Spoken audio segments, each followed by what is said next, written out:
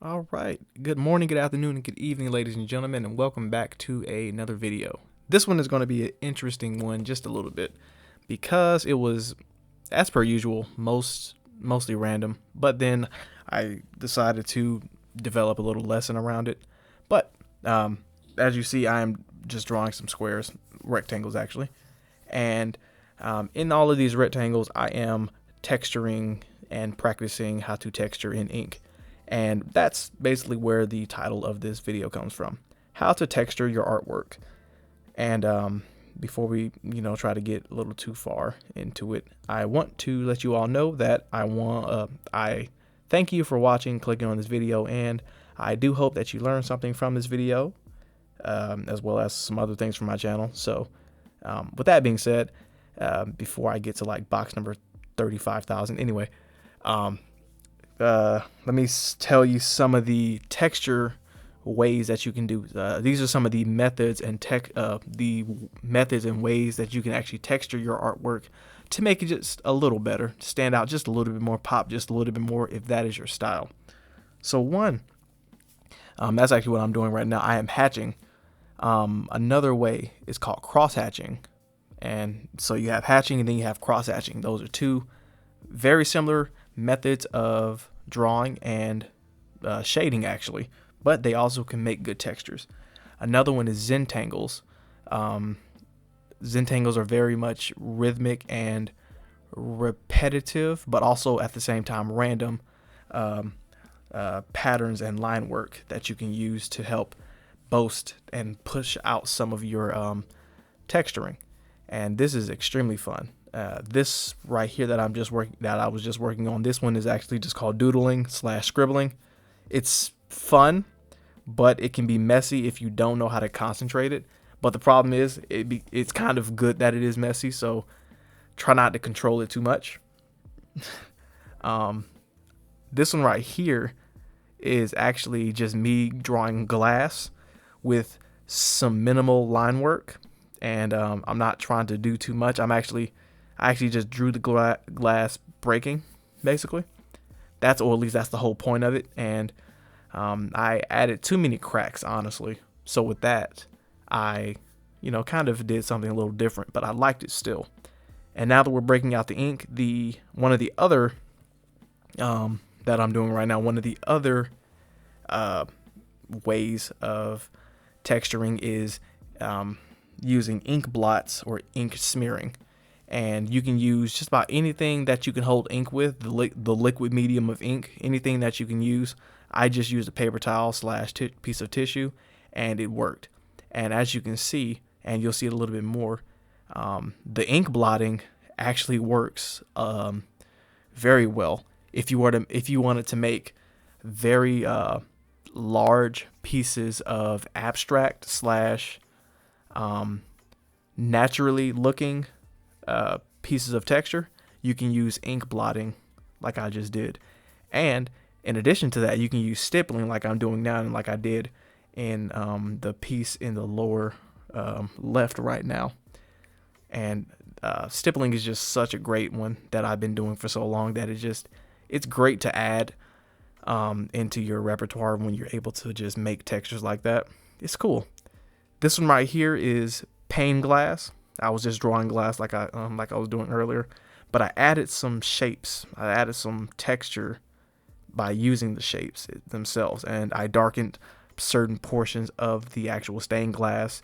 And then if I actually were to paint this, I would be able to use some of those paints as texture as well, on top of the actual shapes being textures themselves.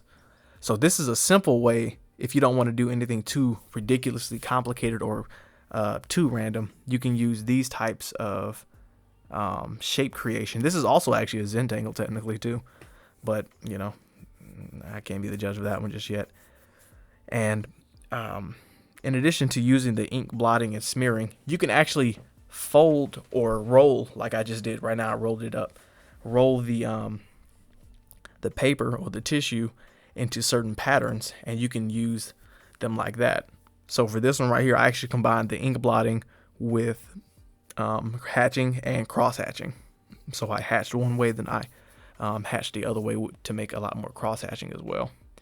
And then this one right here is actually one of my favorites because of the white space as well as the balance of negative space overall in this one. It was so cool. This actually reminded me of the old Japanese artwork that I would often see, and I used a couple of them as reference. But they would often depict their gods and their like Raiden. They would often depict them in certain environments that was very textured, or at least very textured looking. You can actually find these online yourself if you were to just look up Japanese mythology or Japanese mythology paintings and stuff like that. Any god that was depicted, they often looked like, you know, like their people, but they looked like they belonged in these textured landscapes. And that's all I kept doing here. And I really liked it because I had a good rhythm going. But honestly, this entire video was super random, but I felt like somebody could use it, and I hope somebody actually is able to use it, because again, adding texture to your drawings it's very cool. It's a great thing to do because it's just something that you should do. You know, it's just fun. It's interesting. And some of these ink blots that I do, they're kind of over the place, but they overall make something very cool looking. So if you were to slow the video down a little bit, obviously because it is very fast, you could actually see the techniques that I use to approach some of these, and then I take a whole different technique of doing it like during the actual painting, the actual little doodle, and then I add a whole different texture to it towards the end, and then I basically make 3 pieces in one. And right now I'm actually going to experiment with the pieces of hair from a household paintbrush. This is the type of paintbrush that you would use to paint paint the walls of a house, and that worked in such a random way that it actually kind of made sense, if you know what I mean. It was so weird. I liked it, but you know, it's like, wow, that actually worked. And actually, now that I think about it, that one looks like a waterfall. Now that I'm looking at it like the 28th time, that one looks more like a waterfall with trees and everything like that. That's one of the funny things about adding texture to your work. You can actually make small little abstract pieces into it, inside of the work itself.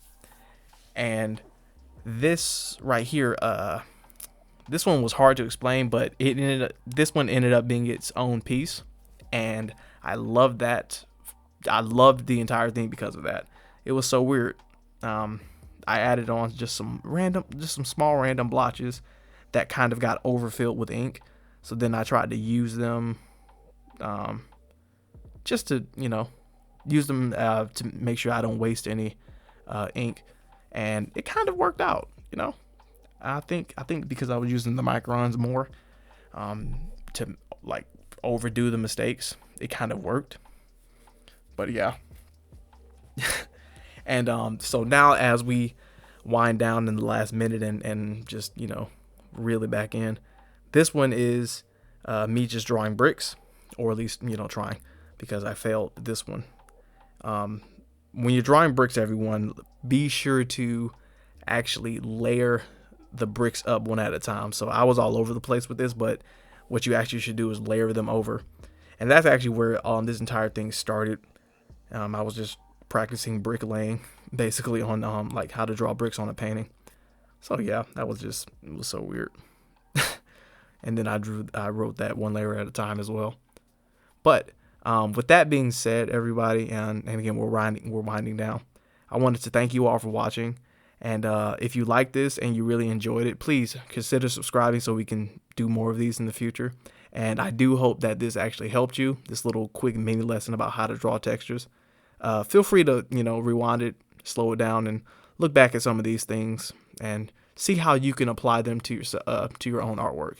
And with that being said, let me know in the comments if you actually do use it, because I want to see it. And you can like DM me or send it to me on Instagram or Twitter or something like that. But with that being said, everybody, I want to thank you all for watching, and until next time.